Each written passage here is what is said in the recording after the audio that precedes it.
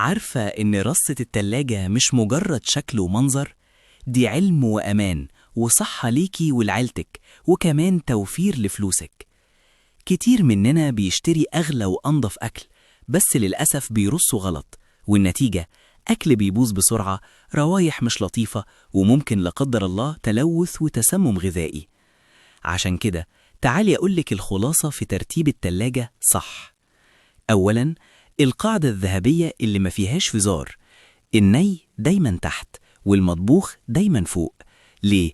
عشان نضمن إن مفيش أي سوائل تنزل من اللحوم النية على أكل جاهز وتعمل تلوث بكتيري.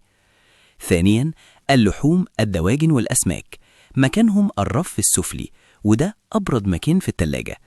اللحمة الحمراء في علبة مقفولة وتقعد من 2 ل3 بالكتير. الفراخ لوحدها تماماً وتحت اللحمة 1 ل2 يومين بالكتير. السمك ده أخطرهم، يفضل يطبخ في خلال 24 ساعة بس. ثالثاً، الأكل المطبوخ مكانه الرف الأوسط، حطيه في علب محكمة الغلق وممنوع يدخل وهو سخن.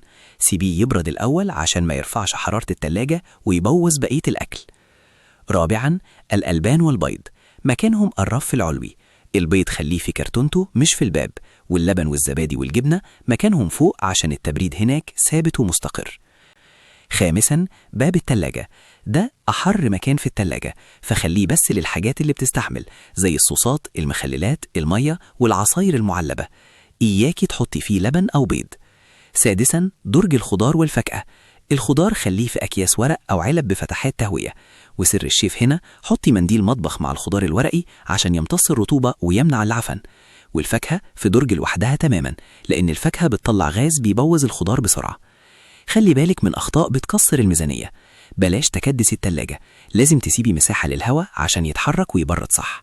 البطاطس والبصل والطماطم مكانهم بره التلاجة مش جواها. طبقي قاعدة القديم قدام والجديد ورا عشان مفيش حاجة تاريخها ينتهي وتترمي.